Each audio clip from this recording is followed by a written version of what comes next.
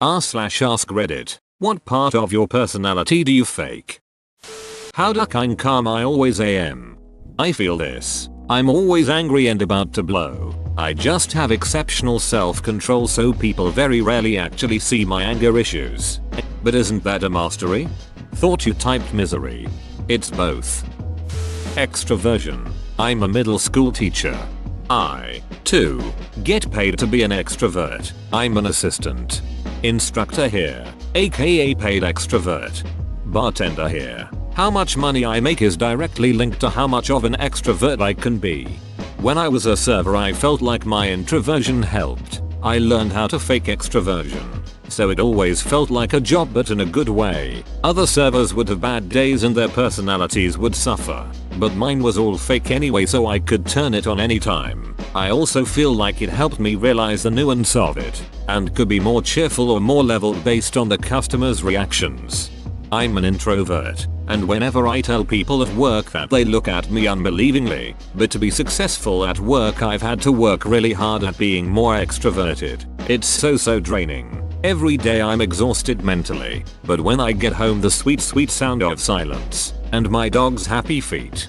Yup, my last boss once said something to me of the effect I'm glad I didn't hire an introvert, after some event or meeting where I was on for the whole thing and was able to get some projects moving forwards due to that. I laughed then explained to him I am an introvert, being so social and stuff, being on, actually takes a lot out of me, but I can do it when required as long as I can go home and recharge in private for hours. Which is what the chief difference between an extrovert and introvert is, I've been told. Patience. On the inside, I'm screaming at you to hurry up. On the outside, I'm saying, no, it's fine. Take your time. For real, I get it. Take your time. Dear, double quote. That's kind of what patience is to me. Maybe I'm too cynical. Maybe other people can say it's fine without being annoyed underneath it.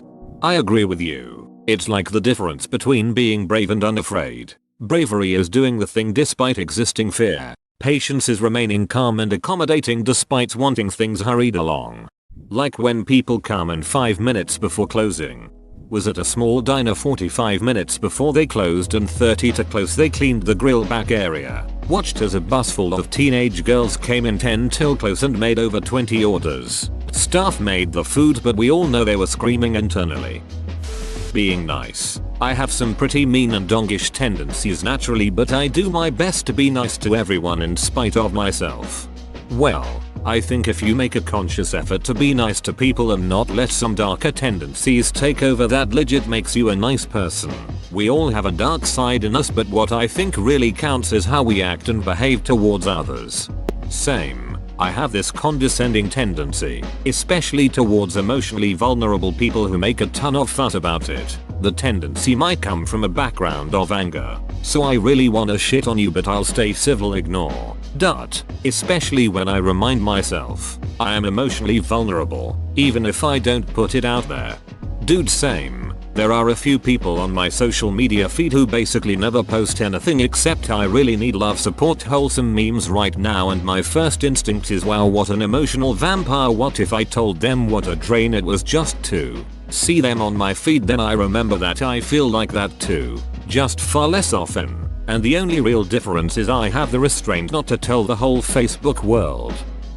Confidence. I always give off that leader energy when I actually lack self-esteem and I don't know what I'm doing most of the time. I just don't like asking for help or bothering others so everyone thinks highly of me when it's all just a facade. Me. Day job.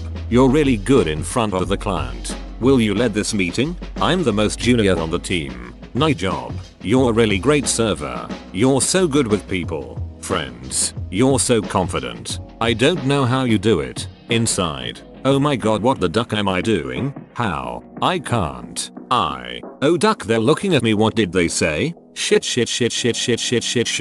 Internal tears flow because I'm now freaking out about what this means I need to do now and I just wanna cry myself to sleep in the corner like the emotionally stunted eccentric lady I am. Me out loud. I sure will. No problem. Oh thank you. I appreciate that. IDK I just do it.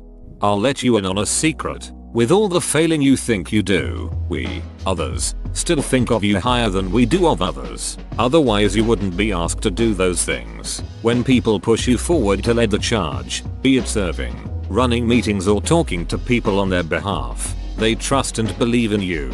You sound like a pretty cool guy, and I hope all your meetings go well today.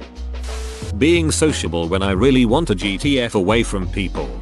This is me. I'm the funny wisecrack at social gatherings, but what I really love is running and hiking alone. I know. And driving around alone listening to music. Being alone is restorative for me because of my job. You're not really faking to be social. You're just introvert like me. We still need social interactions once in a while, even if we hate it because it's exhausting. For us, I found interesting that, even if I prefer staying at home instead of going out with friends, it doesn't bother me playing with online friends all weekend. I often have to fake emotional responses to meet people's expectations, especially when someone says they miss me a lot or even just saying I love you, and I know I have to say it back even if I don't feel anything. Me too. Jesus Christ, me too. I have never understood the concept of missing someone. I don't feel the absence of other people. Even when I was 9 and my dad said he was leaving, I cried and everything, only BC my brother was crying too. Two people being in two different places has never been a source of distress for me, ever. The I love you thing I get too. Not to say I'm incapable of loving, because there's people I absolutely love. It's just that the words are just words to me. Being happy all the time, but it does actually make me a more joyful person. Being happy all the time is exhausting. I strive for contentment. It sure is exhausting, but to me, it pays off. I've realized the single greatest life hack in the world is this: just smile. Smile at everyone you meet, whether it's family, co-worker or a random cashier. Even if you're not particularly happy, it's inherently infectious. Everyone will treat you better, and most of the time you'll end up inadvertently making yourself actually happy as well. I do this at work and I feel like I'm on the brink of laughing at a joke that nobody is telling. I was kind of embarrassed once when someone asked, "Why are you smiling at your computer?" Like I had no idea. It's honestly like remembering a funny joke except there isn't one. Like emotional muscle memory? I dunno. Feels good even though it's a little weird. Confidence. A fake identity ends up being your real identity if you've lived it long enough, because any identity we have is just a construct. It's a choice. YouTube comment 2019. That's an interesting argument, but it doesn't apply here, Mr. Fanning. You are charged with identity theft and will serve 1 year with 5 years probation. Identity theft is not a joke, Jim. Around my friend I'm a much weirder person, but I always fake being serious around people I don't know because I get too anxious about whether or not they like me. That's me. I'm a natural weirdo, but I have to tone it down when I'm around anyone that's not my boyfriend.